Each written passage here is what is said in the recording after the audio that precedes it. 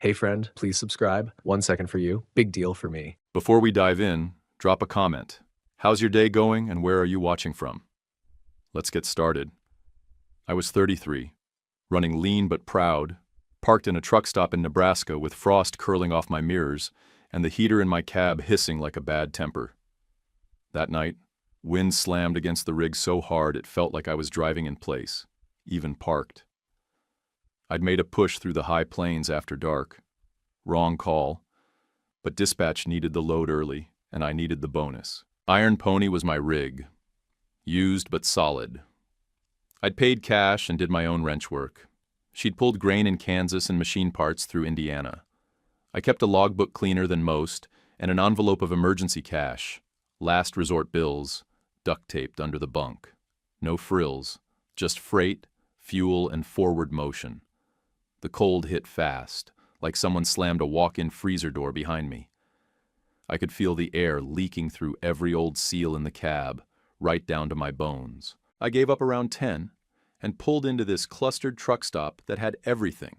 Fuel, a couple repair bays, a diner, and a rundown row of motel rooms clinging to each other like drunks at closing time. I almost never left the cab.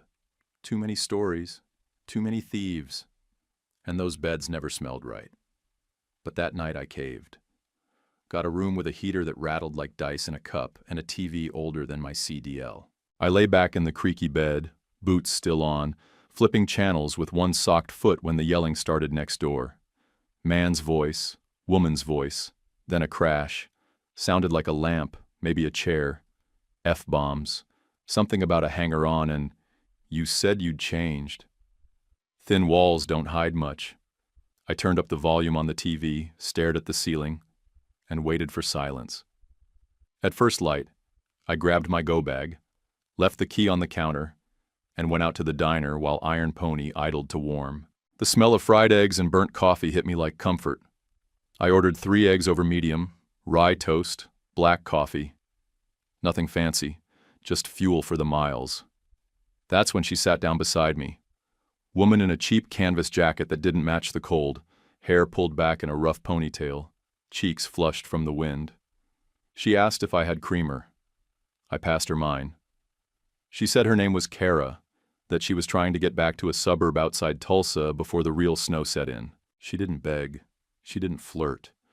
Just talked like someone tired of being somewhere they didn't belong. Said the fight last night was a misunderstanding, that the guy she came with wasn't her man. 2 beds, nothing happened, she said. I didn't ask, didn't need to. Her story was her business. I just nodded, kept eating, but there was something easy in the way she talked. No angles, no drama, just a person trying to get home. I told her I was headed south, Amarillo. She said that'd be perfect. I told her no funny business, no drugs, no attitude, and no promises past Texas. She nodded once. Serious. That was enough. She didn't smile. She didn't cry. She just picked up her coffee, sipped it, and said, "I won't slow you down." I should have said no. Should have kept my cab a one-man world. But I didn't. Maybe it was the cold. Maybe I was tired. Or maybe I was just human enough to make a small, dumb choice that had turned into the biggest damn story of my life. She rode with me out of that parking lot before the frost even finished melting off the mirrors. Kara climbed into the cab like she'd done it before, one hand on the doorframe, foot up on the step, then pulled herself inside with that battered backpack slung over one shoulder. She set it down with a soft thud and held up a folded book of state maps like it was proof she belonged. I looked at her, then at the clock. Here's the deal. No funny stuff, no drugs, no drama. If it gets weird, I pull over and you're out. She didn't flinch. Understood. We rolled out slow, tires crunching through salt crust on the pavement. She didn't try to make small talk right away. Just sat quiet, watched the road, and kept her boots off the dash, which I appreciated more than I said. Most riders think they're on vacation. She treated it like a job. By the time we crossed into Kansas, she was already watching signs, checking way station status on the CB chatter, and flipping pages in that atlas like she'd memorized the legend. When I pulled into a Love's for fuel, she offered to grab both sandwiches. I told her not to worry about it. She paid anyway. "I'm not a stray," she said. "I pull my own weight." That stuck with me. A lot of people talk about wanting a fresh start. Hell, half the people I'd met on the road were running from something. But she didn't talk like that. She acted like she already knew what it would cost to build a new life and had decided to pay in full. Second day in, sun just starting to burn through the haze, I was cruising I-40, eating up the lanes in a steady hum, when she crawled out of the sleeper wearing a tank top and shorts. Not skimpy, not on purpose, just comfortable. But the sight of bare skin in the cab twisted something in my chest I didn't like. "Hey," I said, eyes still on the road. "I don't want this to get messy. This is a workplace, not a date." She blinked like she'd been caught stealing and said, "I get it. My bad." That should have been the end of it, but the air shifted after that. Not cold, not tense, just charged, like we both knew something was possible now, even if we didn't name it. I kept driving, jaw tight. She curled back into the sleeper, silent. Later that night, somewhere outside Elk City, I pulled into a wide turnout to check straps and get a minute of quiet. She got out too. We stood in the dim, the air cold but still, trailer humming behind us. I meant to say something plain, but instead we ended up talking about nothing. Weather, rest stops, dumb CB handles. Then the talk slowed. She stepped a little closer, arms folded. I said something about her being smarter than she looked, and she said I was softer than I sounded. It was dumb. We were both too tired to pretend. The kiss just happened. It wasn't wild. It wasn't a movie scene. It was two adults who should have known better, choosing to forget the rules for a minute. We didn't go all the way, didn't even come close. Just heat, pressure, and then stopping before the guilt showed up. Back in the cab, the silence wasn't awkward anymore. She didn't giggle or lean in too much. I didn't start acting like I owned her. It was like we hit some kind of middle ground, one that made the miles feel easier. The next morning, we hit a meatpacking yard east of Amarillo, the kind of place that smelled like wet cardboard and old blood. I showed her how line time worked, no wheels turning, no money earning, and how dispatch liked to call just before your first bite of a stale egg sandwich. She asked questions. Not dumb ones either. Real ones. About routes, logs, margins. "You actually like this?" she asked, pouring burnt coffee from a plastic pot. "I like what it gives me," I said. "Freedom, paychecks, no boss breathing down my neck." She nodded. "That's what I want." Rhett chimed in on the CB mid-afternoon, his drawl easy but sharp. "Heads up, Belden Northern's floating bad paper again. Check your bills. Don't trust the weight stickers." Kara leaned in. "Who's Belden?" "Broker," I said. "Cheap loads, always a catch. You learn who to trust out here. And you trust Rhett?" "With my life," I said. "He once patched my radiator with chewing gum and a Pepsi can." She laughed, the kind that ends in a cough when you're not ready for it. But as Amarillo signs started showing up, she got quieter, looked out the window more, didn't talk much. At a fuel stop, she finally said it. "I don't really want to get dropped." I stayed facing forward. It was always just a ride. I know. But I like it in the cab. I like the rhythm. I like you. I didn't have an answer right away. Not one that didn't sound dumb or dishonest. So I just said what was true. I'm a one-woman man, if I'm anything at all. I don't cheat. I don't juggle. I don't do triangles, not even for a minute. She looked over, nodded. I wasn't asking for a triangle. "If you want in, really in, you need a CDL and a spot on the log, legal. No freeloaders in my cab." We hit a strip mall diner before the drop, one of those places with cracked vinyl booths and too many ketchup bottles. I ordered meatloaf. She got chicken fried steak. We didn't talk about the kiss. We didn't need to. After we paid, I pulled a pen from my jacket and wrote my number on the back of the receipt. I told her about a school I knew in Broken Arrow. Real training. 6 months. Not cheap, not easy, but the kind of place that turned you into a pro. She didn't say anything. Just slid the paper into her boot like she already knew it mattered. 2 weeks later, my phone rang while I was fueling outside St. Louis.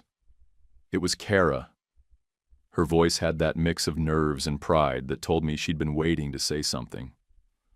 "I enrolled," she said. "Night classes, CDLA, full program. Found a part-time gig stocking overnight at a discount store. I leaned on the hood, tank still filling, diesel fumes cutting through the cold. You serious about this?" "Dead serious." That's how it started. Calls every other evening, hour here, 90 minutes there. Sometimes she'd talk while walking the freezer aisles on break, whispering like we were teenagers. Other times she'd be half asleep, curled up on her couch, still in work clothes. I didn't care. I liked hearing her talk about crankcase pressure and air brake tests like it actually mattered to her. We laid out the rules early.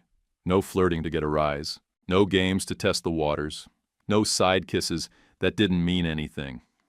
I told her I don't do almost loyal. It's all in or all out with me. She agreed. Didn't even hesitate. "My parents played power games my whole life," she said one night. "Control was their love language." I told her about my folks, married young, built a little feed shop, stuck together through everything. Didn't mean they were perfect, but they kept the rules simple. Don't lie, don't stray, show up. Made me think maybe that's all it really takes. Kara said she wanted that too. She never gave details on her family, said they were comfortable and precise. That was the word she used, precise. Gave me a weird feeling in my gut, like a tire that looks fine but sounds off. I filed it away. 5.5 months in, she passed her skills test on the first shot. Parallel, alley dock, pre-trip, clean all the way. She called me crying with relief, barely able to get the words out. I was hauling auto parts through the Carolinas, 7 states away, but I started threading my return route that night. Told her it'd take close to 3 weeks to get back. I made it in 2.5. Left the trailer at a Petro just outside Broken Arrow and rolled bobtail to her place. Little duplex on a tree-lined street, flag in the yard, front steps uneven. She opened the door barefoot and smiling, still in her uniform shirt. "You're early." "Figured you earned it." She kissed me deep and fast like she hadn't meant to, then laughed and said, "God, you stink like rubber and gasoline." I shrugged. "I showered yesterday. That counts." We sat on her tiny couch and ate leftover pasta out of one bowl with 2 forks. Then I asked, casual as I could, "So, you gonna introduce me to your folks?" Her smile slipped. "You really want to?"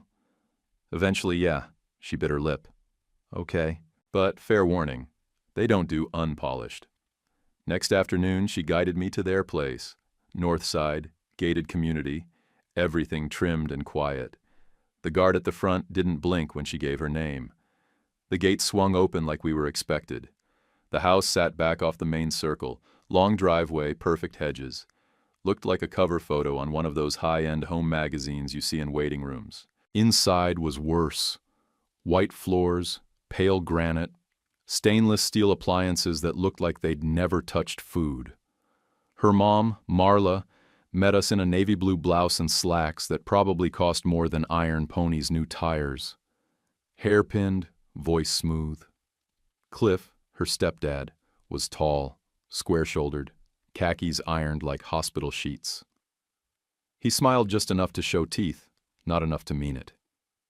"You must be the trucker," he said, shaking my hand with 2 fingers too light to be honest. I gave him the kind of grip that says, "Don't try me." We sat in their showroom of a living room, and the small talk started. Kara stayed close to me, fingers brushing mine on the armrest. Marla asked about fuel prices. Cliff asked about rates. They weren't clueless. They knew what team driving meant, what kind of money it could pull. When I explained gross versus net, deadhead miles, and fuel surcharges, they nodded along like it was a board meeting. Kara watched me the whole time, like she was testing if I'd fold under the pressure. I didn't. I even told them we'd worked out a potential co-driving setup. Kara would get 35% of each load, straight split, clean log, shared fuel and motel bills when needed. No freeloading. Marla raised an eyebrow. That's generous. It's fair, I said. She pulls weight or she doesn't ride. No in between. Cliff leaned forward. Ever thought about putting that in writing? I didn't blink. Only if she wants to. Kara nodded once. I do. Marla smiled, wide and controlled. The kind of smile you'd see on someone shaking your hand while planning to check your credit the minute you leave. Good, she said. We believe in clear structures. That was when I felt it. Not disapproval, not dislike. Approval with terms. I could feel the conditions loading behind their eyes like a program booting up. Whatever came next wasn't going to be casual. These two didn't deal in emotion. They dealt in leverage. As we left, Kara squeezed my hand. You handled that better than I thought you would. I glanced back at the house, then at her. That's the problem, though. They handled me too. We didn't say a word as we pulled away from her parents' place, just let the tires hum under us. I rolled the window down half an inch and let the cold air take the edge off. Kara leaned back in her seat, eyes shut, arms crossed tight like she was bracing for turbulence. But when we were 10 minutes down the road, she unclenched. We kept moving. 9 months co-driving, and we had it dialed in. We could swap seats in 5 seconds flat, log changes without missing a beat, and back into tight docks without yelling. She was sharp on route planning. I handled maintenance. Our rhythm worked. It wasn't cute or romantic. It was efficient. The kind of efficient that made us money. Iron Pony, though. She was tired. Bearings were starting to hum, fuel efficiency slipping, and every other week I was jerry-rigging something just to stay moving. The last straw was in Wyoming when a belt snapped near Laramie and left us stranded in the cold for 8 hours waiting on a part. I'd patched enough farm equipment in my life to know when a machine was signaling it was done. I found a Kenworth listed out of Colorado. Fleet trade-in, dealer maintained, spec'd for teams. Double bunk, high torque drivetrain, decent mileage, and priced at $182,000. I had a chunk saved and terms on the rest lined up through a lender I trusted. Clean and simple. I laid the printout across the dash while we idled outside a shipper in Tulsa. Kara looked it over without saying much, then folded it and set it back down. Let me buy half, she said. 50-50. We split it all. It caught me off guard. Not because I didn't want her in, but because most people talk about partnership when it's emotional, not financial. This was the kind of buy-in that carried weight. I looked over. We'll need paperwork. She didn't blink. Obviously. Titles, operating agreement, LLC, and what happens if one of us walks. That part hit her sideways.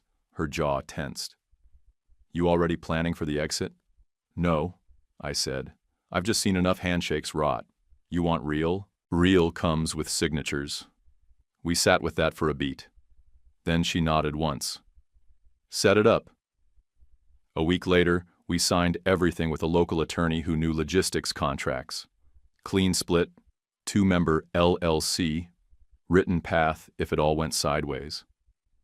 When we walked out, she tossed the pen in her purse and said, "Feels more serious than a ring."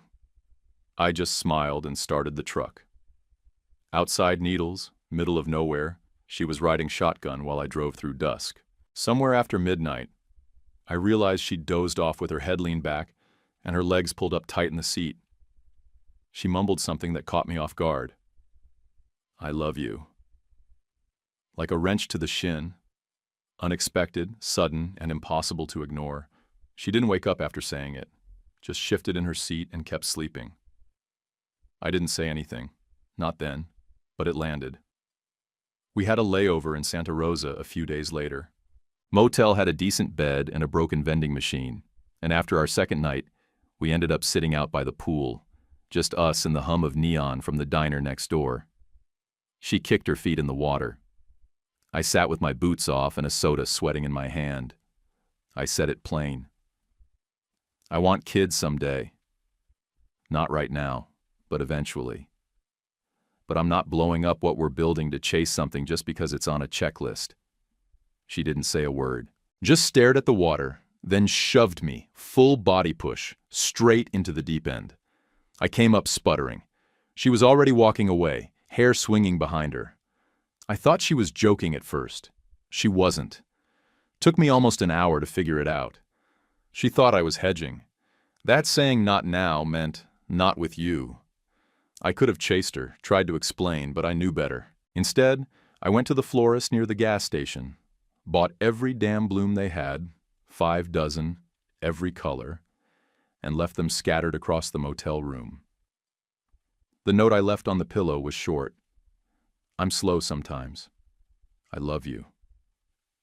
She came back, saw the mess of flowers, stood there crying the kind of cry that doesn't break you. It puts you back together. We didn't get dramatic, didn't rehash the fight. We just held on to each other and laughed at how dumb we'd both been acting. We left Santa Rosa before sunrise, both of us quiet in that full-hearted kind of way. On the drive east, Rhett called to vent. Belden Northern had shorted him again, another freight discrepancy, this time by weight. I helped him file a complaint through the FMCSA site while Kara watched me click through the forms. When I hung up, she asked, "You've done this before?" "Plenty. Loyalty's more than just being friendly. Sometimes it's putting things in writing." She leaned back, staring out the window. "I didn't grow up with that." "You get to build it now," I said. That was the first time I saw her really believe it. We were rolling through Arkansas when Kara reminded me her birthday was coming up. I nodded like I just remembered, even though I'd already marked the week for a planned break, routed us through her hometown, and had the ring sitting in the sleeper wrapped inside an old receipt envelope under my bunk. When we hit Broken Arrow, I told her I had to stop for a pickup near Tulsa. Instead, I pulled into a lot behind a florist I'd called ahead. While she went in to use the bathroom, I grabbed a small bouquet. Nothing flashy, just sunflowers and blue thistle, the kind of thing that felt like her. She came back out smiling, holding a soda like she knew I was up to something, but decided not to call it. Her mom had already invited us to dinner. Just a few people, Marla had said over speakerphone. Something quiet, tasteful. We should have known better. The second we stepped inside, it was clear the whole thing had been curated. White linens, polished silver, music playing at just the right volume to feel expensive. Even the champagne flutes looked like they'd been imported from somewhere that required customs paperwork. We parked the new Kenworth a block away so it wouldn't offend the HOA sensibilities, as Marla put it. Cliff was already in the driveway when we walked up. He gave the rig a glance and smirked. "Nice to see you brought your big diesel toy. Hope the neighbors don't think it's moving day." "Just parked it where it fit," I said. "Didn't want to scratch your hedges." He laughed like it was a joke, but it didn't reach his eyes. Inside, everyone was already sipping, mingling, complimenting the cutlery. Kara was glowing. Not fake or polite, real glowing. She looked proud, comfortable. Like maybe this was the first time she'd walked into her parents' house and felt like an adult they couldn't talk circles around. We ate roast chicken and grilled asparagus, drank a little too sweet wine, and tried not to notice how Marla's gaze never really left me. I waited until dessert, some tall slice of chocolate mousse thing, to pull out the box. I stood up, reached into my jacket pocket, and dropped to one knee beside her chair. No speech, no build-up. Just a plain ring, clean setting, nothing flashy, bought with my own money, and no credit card debt attached. I want to build a life with you. No games, no middlemen, just us. She didn't even blink. "Yes?" The room clapped. Real applause. Kara's eyes were wet, and I felt like my chest might cave in from all the damn pressure finally letting go. The toasts started. Light stuff at first, old stories, jokes about truck stop coffee. Then Marla stood up, glass in hand, smile perfectly in place. "We're thrilled," she said. "And of course, we all want Kara's future protected, especially in a line of work that can be unpredictable." It hit like a belt snap under pressure. You could feel the quiet settle in. Half a beat of silence. Cliff sipped his drink. Kara shifted in her chair. I raised my glass. We'll do a prenup. Marla's smile didn't break, but her eyebrows twitched. My idea, I added. Not because I'm chasing your money, but because we've got a company to protect. Keeps the business clean. Keeps the relationship cleaner. Cliff looked at me like I'd just spoken a different language. I don't think he expected me to play on his field and beat him to the pass. Later, in the kitchen, while people lingered in the other room, Marla cornered me like it was part of her design. I assume you'll be structuring ownership percentages accordingly? She asked, casual as if she were talking about patio furniture. Kara's already co-owner. LLC's signed. 50-50 split on the rig and revenue, I said, rinsing my glass in their marble sink. And decision rights? She decides with me, I said. Not through you. She tilted her head slightly. I just want what's best for her. No, I said, drying my hands. You want control. But that's not on the table. She didn't flinch, just walked away and rejoined the guests like nothing had happened. On the curb, heading back to the truck, a man I didn't recognize gave me a handshake. Congratulations, he said. Heard you're running reefer routes now. That rig looks brand new, I nodded, cautious. We are. 2 days later, a client we'd worked with for months pulled our bid and hired a new outfit. Same routes, same load structure, 20 cents a mile cheaper, and every spec they used, axle weights, temp tolerances, drop windows, matched our last rate sheet exactly. I sat in the truck and stared at the dispatch list, doing the math in my head. Kara walked up with 2 coffees and saw my face. What is it? We've got a leak, I said. Someone's sharing our numbers. She didn't ask who. She just nodded once and sat down. Kara wanted to set a wedding date fast. She was riding high, felt like momentum was everything. I didn't disagree, but I told her we had to lock down the business terms first. No loose ends, no exposed flanks. We were still sleeping in the same bunk, but both of us started keeping our boots nearby. Just in case. She asked me one night if I thought I was overreacting. I told her straight, I'm not paranoid. I'm careful. There's a difference. And the second I said it, I knew I was right. I'd seen dry spells before, but this one felt wrong. Loads that were solid on Friday would vanish by Monday, and when they came back around, someone else was hauling them for just under our bid, every damn time. 2 cancellations in a week, then a third with the same phrasing in the email. Decided to go with a better fit. Not cheaper, not faster, just better. That was code for someone whispering in a back channel. I changed every password tied to our dispatch and billing accounts. Pulled down the shared spreadsheet, locked down the rate sheet, shut off every cloud sync we'd used. Kara asked if I was being paranoid. I said, no, I'm being surgical. Then I set the trap. Built a fake load in our system. Looked real on paper. Frozen goods from Fort Worth to Baton Rouge, bogus pickup time, a contact name that didn't exist, and a pallet count off by 10 just to tag it if it came back to us. I only sent it to one place, Kara's family text thread, the one where Marla always offered help with networking. 2 days later, that same phantom load showed up on a board, same city pair, same delivery window, same odd pallet count, and it came from a boutique brokerage linked to Cliff's old college buddy. I printed everything, all of it. The thread, the bid, the listing. I didn't say a damn word. Cliff hosted a Labor Day barbecue the following weekend. Kara wanted to skip it. I said no, some things you don't dodge. You walk in and look people in the eye. Their backyard looked like it had been staged for a food magazine. Napkins folded into fans. String lights zigzagged above like it was a wedding rehearsal. The grill smelled good, but the air was too clean, like everyone there had been warned not to bring up real topics, the kind of party where even the laughter lands a beat too late. Cliff was flipping ribs, spatula in one hand, beer in the other. When he saw us, he smiled wide like he had all the leverage in the world. "How's business?" he asked, loud enough for others to hear. "Heard there's a little rough patch." I smiled right back. "Still rolling." "Ribs holding up okay in this dry heat?" He blinked. Not the reply he was expecting. That half second of stumble gave me all I needed. Later, I stepped into the den, quiet, cooled, doors slightly ajar, and started recording. Texas is one-party consent. I checked twice. Cliff was on the couch talking to someone I didn't recognize, probably one of his finance guys. Casual voice, like he was discussing golf or bourbon.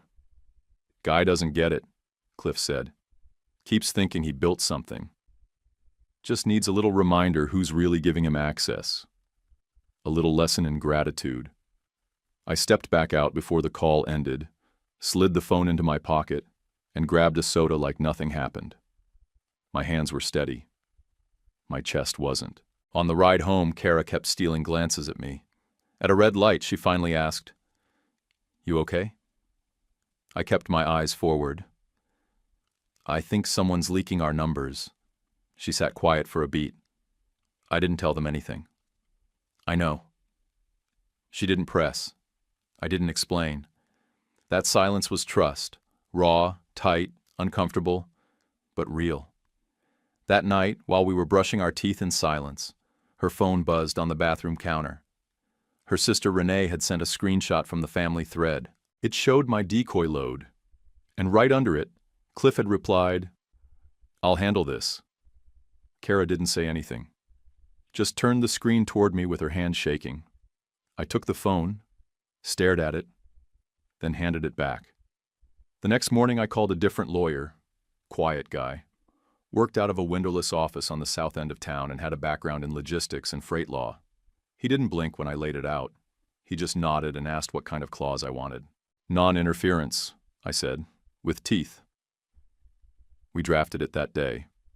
Any proven meddling from family, mine or hers, triggers liquidated damages of $120,000. The number wasn't random. It covered 6 months of rolling income, cost of a rig swap, and the cushion we'd need to rebuild if another client dropped off. I printed 3 copies, one for our records, one for Cliff's lawyer, who'd see it soon enough, and one to remind me that I wasn't crazy. I was right. That same week, Rhett called while we were fueling outside Texarkana.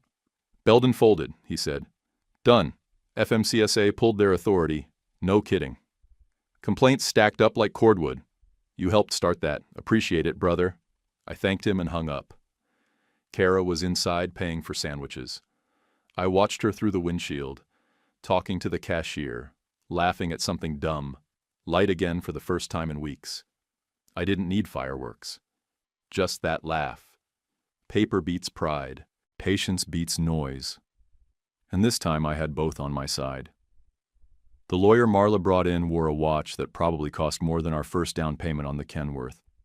He didn't smile, didn't offer coffee, just slid a manila folder across the polished conference table like he was dealing with a hostile merger. I opened it and scanned the first page. They weren't even being subtle. "If we separate," I read aloud, "Kara receives 50% of company assets, including the truck, and maintains authority over any dispatch decisions during a transition period." I looked up. That's not a prenup. That's a power grab. Marla's lawyer folded his hands like he was posing for a brochure. "It's about ensuring her long-term stability." "No," I said, setting the folder down. "This is about control. You want a say in the rig, the freight, and who's driving what after the breakup. Assets and decision-making are not the same thing. This clause pretends they are." I pulled out our version. Nothing fancy, just a stapled packet and a plain cover page. I slid it across and leaned back. "Our terms: separate property stays separate. Business decisions require signatures from both owners. Family outsiders get 0 say. And any interference, financial or operational, triggers a $120,000 penalty. Flat. Clean." "Enforceable," Cliff scoffed, already turning red. "You think you're going to push this through like it's a backroom deal?" "You want to talk about backroom deals?" I asked. "Which truck stop do you own, Cliff?" He froze, mouth open, like he'd just realized his pants were on fire. Even his own lawyer glanced sideways at him like, "You didn't prep me for this part." I reached into my jacket and pulled out the flash drive. "Here's the recording. September 3rd, 6:12 p.m. You bragging to a friend about teaching me gratitude. One-party consent, fully legal. Want me to hit play?" The room turned so quiet I could hear the AC vent buzzing. Cliff's lawyer reached for his pen like it might turn into a sword. Let's pause for a moment. Marla's face didn't move, not a twitch. She turned to Kara and said, calm as a surgeon, "You're really aligning yourself with this posture?" Kara didn't answer right away. She looked at me, then at the table, then back at her mother. "I need a minute." I nodded. "Take your time." She stepped out, heels clicking across the tile. I sat still, arms crossed, folder closed. Cliff fidgeted. Marla didn't blink. 10 minutes later, Kara came back in. Her face was pale, eyes tight. "We need to talk outside," she said. We walked down the hall, stopped near the building's side exit where no one else could hear. "There's something I didn't tell you," she said. Her voice was steady, but just barely. "Last week, my mom tried something. She wanted me to test you. I didn't move. She asked me to meet up with an old ex. Said I should let him kiss me, just to see if you'd fight for me. I didn't agree, not really, but I didn't shut it down either. I went. He tried. I shoved him. It didn't go anywhere, but it still happened. And I should have told you sooner. I felt it before I could think. Heat in my throat, pressure in my chest like a hard break at 70 miles an hour. You let someone kiss you to see if I'd what? Mark territory?" She shook her head. "It wasn't like that. It's exactly like that. I don't do tests. I don't do games. And I sure as hell don't do humiliation." I walked past her, back into the room, picked up the folder and snapped it shut. "I'm done for today," I said, loud enough for everyone to hear. "If you want to be serious, send edits through counsel. If you want to play games, find a different sandbox." Cliff rolled his eyes. "You're being dramatic," I laughed once. "You don't even know what dramatic looks like." Marla reached for one more angle. "We just want security." "You'll have it," I said, "if everyone stays in their lane." I didn't wait for a response. Walked out, down the elevator, out to the parking lot, where the sun hit the chrome on our grill like a spotlight. I climbed into the cab, started the engine, and let it idle. Then I drove, didn't aim for home, didn't hit dispatch, just took the loop road around the city 3 times until the pressure in my head turned into a hum I could live with.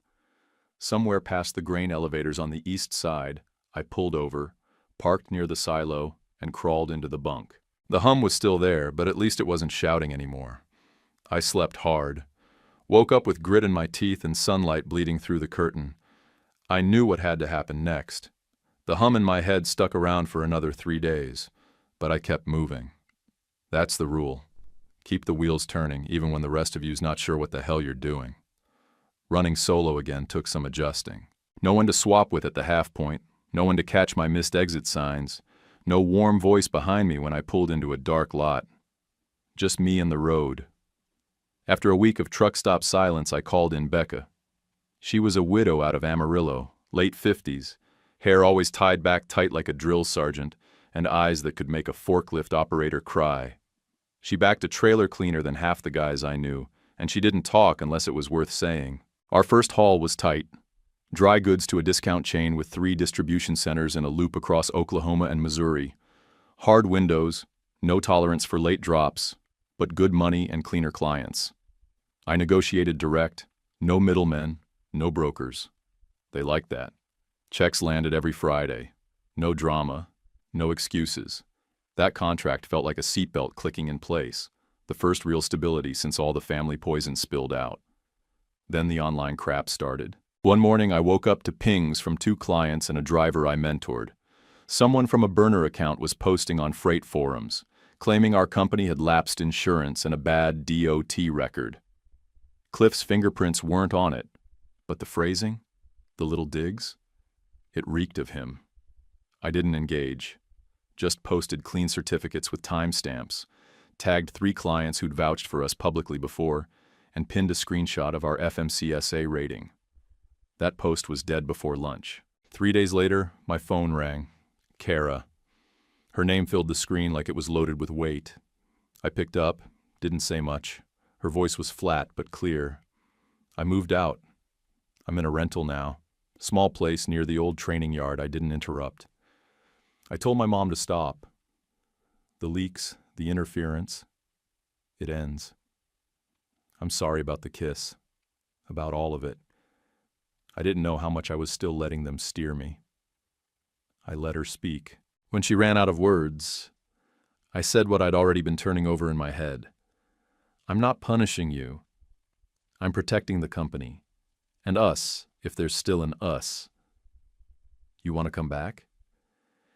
It comes with terms. Name them, she said. Counseling, for both of us. Professional, not church basement crap. Boundaries with your family. Written. They don't get near our numbers, our routes, or our gear. And a letter to our client list. Signed by you. No excuses, just truth. She didn't pause. Yes, all of it. Even then, I didn't jump. We met at a cafe near the courthouse. Public place, neutral ground, no hugs, no old habits. Just 2 coffees and 2 notebooks open between us. She came prepared, had bullet points and questions, listened, didn't deflect, took notes when I spoke. I could see the shift. She was showing up like a partner this time, not a passenger. Halfway through the meeting, Rhett dropped by on accident, big grin, slapped my shoulder, nodded at Kara. I've known this man longer than some tires last. He's the real deal, he said. Then turned and walked right out, like a ghost sent to kill the tension. It worked. 2 days later, she sent me the client letter. Her name at the top, her words, not mine. To our valued partners, recent missteps tied to family influence compromised the privacy of our rate structure. Those actions are no longer possible, and I take full responsibility for allowing access. Our company remains committed to confidentiality, professionalism, and direct resolution. We appreciate your continued trust. That letter landed better than anything I could have written. Clients called, not to scold, but to say thanks for being honest. 3 even sent bonus referrals inside the week. We didn't bring Becca in on that right away. When I told her what was coming, she nodded once, didn't blink. I had a feeling, she said. You want me off the team? We'll keep you on sub work. Bonus for the shift. You deserve more than a handshake. She gave Kara a tight hug and said, Don't blow it. He's a good one. Kara just nodded. Not planning to. The next week, Kara slid into the passenger seat like she never left. But this time, there was no guessing game. We'd taped our damn playbook to the wall behind the cab. Who quotes, who calls, who closes. Even added a section on when to speak up and when to shut up. It didn't feel like a restart. It felt like a blueprint. We got married in a barn on my folks' property, the same one I used to fix hay balers in when I was 17. Folding chairs lined up on sawdust, mismatched tablecloths, a potluck spread where my aunt brought a ham the size of a tire, a bluegrass trio my cousin knew played off-key but honest. We didn't need a planner. We needed room to breathe. 173 people showed up, which is what happens when 2 truckers who've helped everyone from Bakersfield to Birmingham finally tie the knot. Word gets around. We invited Kara's parents out of obligation, not hope. Cliff came alone. He wore a blazer too stiff for heat and shook my hand with just enough effort to show he wasn't going to start anything. That handshake might have been the smartest thing he did all year. Marla didn't come. I noticed, then stopped noticing. Before we signed the license, we signed the prenup. Same terms as our new LLC agreement. Property stays separate, decisions split equally, no outside interference. Marla's name wasn't mentioned once. That was the point. When it came time to speak, I stepped up to the mic with a beer in one hand and Kara's fingers laced in the other. I thanked our families. I thanked Rhett, Becca, and every driver who'd taken a call at 3 a.m. or pulled tarp in the rain. Then I looked around the room and said, if you plan to give us a wedding gift, we're donating all of it to the Truckers Relief Fund, because when one of us breaks down, the others bring the tools. The room rumbled. The good kind, boots tapping, heads nodding, no applause, just that solid shift of people agreeing without saying it. After we ate, Cliff asked to speak. I braced for a speech. Instead, he stood up beside the hay bales, cleared his throat once, and said, "I want to apologize for overstepping." He didn't say why. He didn't need to. I didn't do anything except nod. It wasn't for me anyway. It was for Kara, and the way her shoulders dropped half an inch told me it was worth it. The vows didn't change the roots. That Monday, we rolled out at dawn with coffee and travel mugs and paperwork clipped to the dash. Dry goods into the mountains, paper stock coming back. Same miles, but with rings on. A month later, a public notice went up online from the State Securities Board. Some language about conflict of interest concerns involving Cliff's logistics sideline. No names, but you could feel it. Someone had filed. Someone who knew just enough and aimed it right. Wasn't me. Didn't need to be. I kept my head down, kept my logbook clean, and let karma do its shift work. We used the next month's cushion to add a second truck, title clean, loan free, no family money within 100 miles of it. We brought on a veteran named Mateo, mid-40s, flat cap, chain coffee drinker, could reverse into a blind dock while singing along to George Strait. Ran eastern lanes like he'd memorized the asphalt from childhood. Kara called her mom every Sunday. 10 minutes, strict timer. No business talk, no questions about dispatch, no gentle digs pretending to be concerned. Boundaries save holidays, she told me one night while setting her alarm, and I like pie too much to skip Thanksgiving. She wasn't joking. The quiet payback wasn't some big courtroom win or public call-out. It was subtler than that. Our rates climbed. Clients who'd ghosted started calling again. Emails got answered in 5 minutes instead of 5 days. Nobody outside our cab had our numbers anymore. Nobody leaked a damn thing. We stopped having to say we'd earned our place. The work did it for us. These days I'm 58. The beard's gone salt heavy and my knees throw a fit every time the barometer drops, but the work still makes sense. The rhythm's baked into me now. Logbooks, dispatch windows, axle weights. Some guys chase retirement. Me, I just want clean lanes and the right kind of silence. We run 12 trucks now, all under 6 years old, all with that same clean stripe down the side. Hearthline, block letters, navy blue on white. Kara picked the name. Said if we were going to keep living on the road, we should make it about what we come back to. She was right. Every season, no matter how busy we get, we take a 2-week run together. Just the two of us. No subcontractors, no new hires, no trainees. We swap at first light.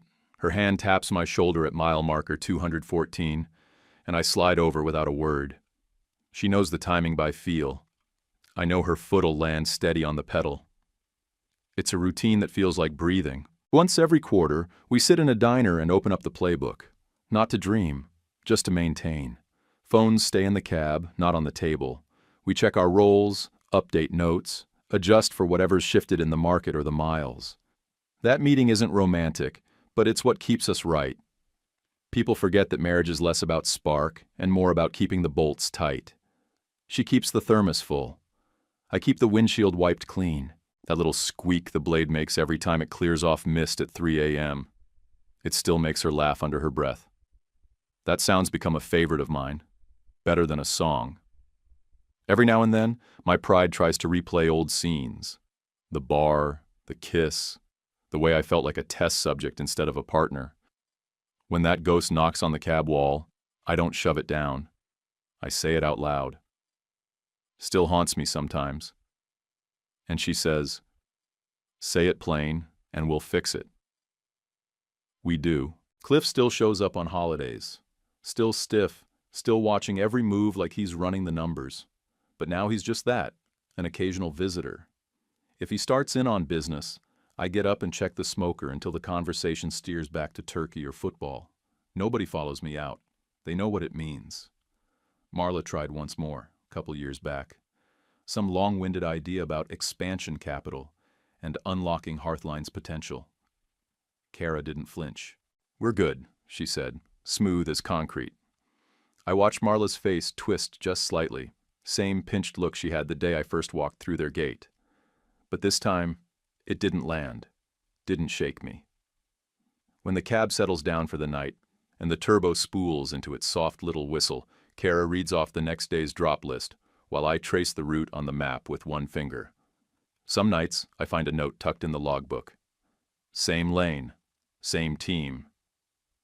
That line stays with me. We've got our places now. A diner in Laramie that still makes real pecan pie. A turnout over a river in Kentucky where you can see taillights drifting like campfires in the dark. We don't take pictures. We don't post. We just sit with it. If there's a lesson in all this, it's that the revenge I wanted, hell, the fire I thought I needed to win, was never the real victory. The win was slower, quieter.